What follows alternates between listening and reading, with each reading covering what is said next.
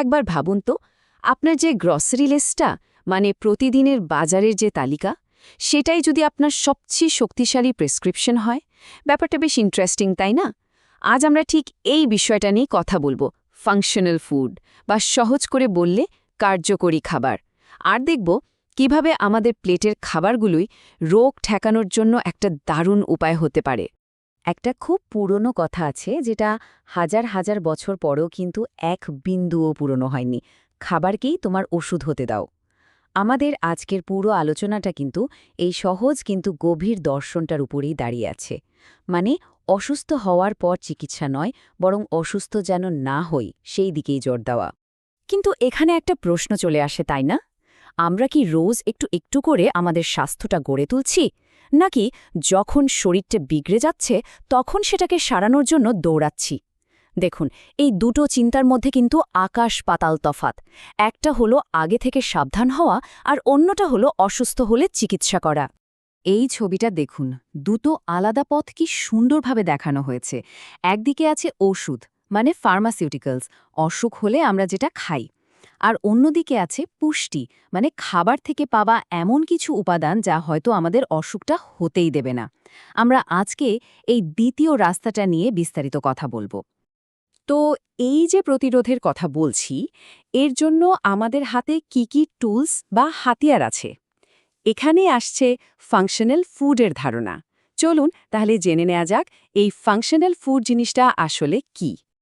একদম সহজ ভাষায় যদি বলি, ফাংশনাল ফুড হলো এমন খাবার যেটাকে একটু আপগ্রেড করা হয়েছে। মানে ধরুন, সাধারণ একটা খাবারের মধ্যে নতুন কোনো উপকারী উপাদান যোগ করা হলো, অথবা আগে থেকেই যা ছিল সেটার পরিমাণ বাড়িয়ে দেওয়া হলো। কেন? যাতে খাবারটা শুধু পেট ভরানোর বদলে স্বাস্থ্যের জন্য বাড়তি কিছু ভালো কাজ করতে পারে। মূল লক্ষ্য একটাই: স্বাস্থ্য ভালো রাখা আর রোগবালাই দূরে রাখা। আচ্ছা, এই কার্যকরী খাবারগুলোকে আমরা মোটামুটি 3 ভাগে ভাগ করতে পারি। প্রথমটা তো খুবই সোজা, আমাদের চেনা জানা সাধারণ খাবার, যেমন ধরুন আপেল, ব্রকলি বা মাছ। এগুলোর মধ্যে কিন্তু প্রাকৃতিকভাবেই অনেক উপকারী উপাদান থাকে। দ্বিতীয় ক্যাটাগরিটা হলো ফোর্টিফাইড খাবার, মানে যেগুলোতে বাইরে থেকে কিছু যোগ করা হয়েছে। যেমন আপনারা হয়তো দেখেছেন ফলের জুসের প্যাকেটে লেখা থাকে ক্যালসিয়াম অ্যাডেড। এটাই হলো ফোর্টিফিকেশন। আর 3 নম্বরে আছে ডায়েটারি সাপ্লিমেন্টস, যেগুলো আমরা ট্যাবলেট, ক্যাপসুল বা লিকুইড হিসেবে কিনি। এখন একটা খুব জরুরি বিষয় বুঝতে হবে, প্রতিদিনের ডায়েটে যে ফাংশনাল ফুড আমরা খাচ্ছি আর অন্যদিকে ওষুধের মতো করে যে সাপ্লিমেন্ট নিচ্ছি, এই দুটোর মধ্যে কিন্তু একটা বড় পার্থক্য আছে। এই ছবিটা দেখলেই ব্যাপারটা পরিষ্কার হয়ে যাবে। প্রশ্নটা হলো, রোজ একটা অ্যাপল খাওয়া আর রোজ একটা ভিটামিন ক্যাপসুল খাওয়া, দুটো কি একই জিনিস? উত্তরটা কিন্তু না। এদের কাজ আর উদ্দেশ্য দুটোই আলাদা। তাহলে পার্থক্যটা কোথায়? দেখুন, ফাংশনাল ফুড হলো আমাদের রোজকার খাবার যা একটু বাড়তি স্বাস্থ্য সুবিধা দেয়, যেমন প্রোবায়োটিক দেওয়া টক দই বা ওমেগা 3 যোগ করা ডিম। আমরা এগুলো খাবারের মতোই খাই। কিন্তু নিউট্রাসিউটিক্যালস হলো খাবারের নির্যাস দিয়ে বানানো খুব ঘন কনসেন্ট্রেটেড প্রোডাক্ট, যেমন ফিশ অয়েল ক্যাপসুল বা গ্লুকোসামিন ট্যাবলেট। এগুলো কিন্তু চিকিৎসার উদ্দেশ্যে অনেকটা ওষুধের মতো করে ব্যবহার করা হয়। এই যে নিউট্রাসিউটিক্যাল শব্দটা, এটা কিন্তু দুটো শব্দ জুড়ে তৈরি হয়েছে, নিউট্রিশন আর ফার্মাসিউটিক্যাল। ১৯৮৯ সালে ডক্টর স্টিফেন ডি ফেলিস প্রথম এই শব্দটা ব্যবহার করেন। সোজা কথায়, এটা এমন একটা খাবার বা খাবারের অংশ যা শুধু পুষ্টিই দেয় না, রোগ প্রতিরোধ বা চিকিৎসার কাজেও আসে। ওকে, এতক্ষণ তো আমরা খাবার নিয়ে কথা বললাম, এবার চলুন আর একটু গভীরে যাই। পুষ্টিবিজ্ঞানের একটা দারুণ ইন্টারেস্টিং দিক হল জেনেটিক্স, মানে আমাদের স্বাস্থ্য পরিকল্পনায় আমাদের জিনের কি ভূমিকা আছে সেটা একটু দেখা যাক। একটা কথা ভাবুন তো, যেটাকে আমরা হেলদি ডায়েট বলি, সেটা কি সবার জন্য এক?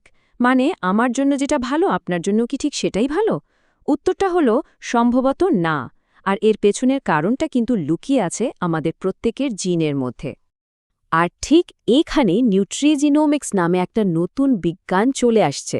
এটা কি করে? এটা স্টাডি করে যে খাবারের বিভিন্ন পুষ্টি আমাদের জিনের সঙ্গে কিভাবে কথাবার্তা বলে, কিভাবে আমাদের স্বাস্থ্যকে প্রভাবিত করে। মানে বিষয়টা অনেকটা এরকম, যেন আপনার শরীরের জন্য একটা পার্সোনাল ইউজার ম্যানুয়াল আছে, আর নিউট্রিজিনোমিক্স সেটা পড়তে সাহায্য করে। ব্যাপারটা আরও পরিষ্কার হবে কয়েকটা উদাহরণ দিলে।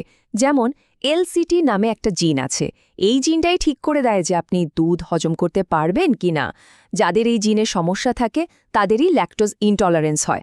আবার ধরুন এপিওই জিন, এটা সরাসরি আমাদের কোলেস্টেরল আর হার্টের ঝুঁকির সাথে জড়িত। তার মানে কি দাঁড়ালো, আপনার জিনের গঠনই কিন্তু বলে দিতে পারে কোন খাবারটা আপনার শরীরের জন্য স্যুট করবে আর কোনটা করবে না। তো এই যে এত কিছু জানলাম, এটাকে আমরা বাস্তবে কাজে লাগাবো কিভাবে? চলুন এবার সেটাই দেখি। মানে নিজের জিনের গঠন জেনে কিভাবে ঠিকঠাক খাবার বেছে নিয়ে রোগ প্রতিরোধ করা যায়। চলুন একটা উদাহরণ নিই, হাড়ের স্বাস্থ্য। ধরুন কারো ভিডিআর জিনে এমন কিছু পরিবর্তন আছে যার কারণে তার শরীর ভিটামিন ডি ঠিকমতো ব্যবহার করতে পারে না। তাহলে তার জন্য সমাধান কি? তার জন্য ফাংশনাল ফুড স্ট্র্যাটেজি হতে পারে ভিটামিন ডি ফোর্টিফাইড দুধ বা প্ল্যান্ট বেসড মিল্ক খাওয়া। এমনকি ক্যালসিয়াম যোগ করা কমলার রসও খুব কাজে দিতে পারে। ঠিক একইভাবে হার্টের ঝুঁকির কথা ভাবা যাক। আমরা একটু আগেই এপিওই জিনের কথা বলছিলাম। যাদের এই জিনের কারণে কোলেস্টেরল বা হার্টের সমস্যা হওয়ার ঝুঁকি বেশি, তারা কি করতে পারেন? তারা ওমেগা-3 যোগ করা খাবার, যেমন বিশেষ ধরনের দই বা স্প্রেড অথবা প্ল্যান্ট স্টেরল দিয়ে বানানো মার্জারিন তাদের ডায়েটে রাখতে পারেন। এগুলো সরাসরি কোলেস্টেরল নিয়ন্ত্রণে সাহায্য করে। আরেকটা উদাহরণ দেখি, TCF7L2 জিন। এই জিনের কিছু ভেরিয়েশনের কারণে টাইপ 2 ডায়াবেটিসের ঝুঁকি বাড়তে পারে। তো তাদের জন্য কি পরামর্শ?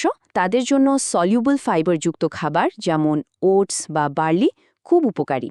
আর সাথে এমন খাবার বাছা উচিত যেগুলোর গ্লাইসেমিক ইনডেক্স কম। এতে ব্লাড সুগার কন্ট্রোলে রাখা সহজ হয়। তাহলে পুরো বিষয়টার মূল কথা কি দাঁড়ালো? লক্ষ্যটা শুধু শরীরে পুষ্টি পৌঁছে দেওয়া নয়, আসল লক্ষ্য হল প্রত্যেকের জিনের গঠন অনুযায়ী ঠিক সেই খাবারগুলো বেছে নেওয়া যেগুলো সক্রিয়ভাবে রোগের ঝুঁকি কমাতে পারে। আর এটাই কিন্তু পার্সোনালাইজড নিউট্রিশন বা ব্যক্তিগত পুষ্টির ভবিষ্যৎ। তাহলে চলুন যে প্রশ্নটা দিয়ে শুরু করেছিলাম সেটা দিয়ে শেষ করি। কি হবে যদি আমাদের গ্রসারি লিস্টটাই আমাদের সবচেয়ে পাওয়ারফুল প্রেসক্রিপশন হয়ে ওঠে? এই একটা চিন্তা কিন্তু খাবারের প্রতি আমাদের পুরো দৃষ্টিভঙ্গিটাই বদলে দিতে পারে, তাই না?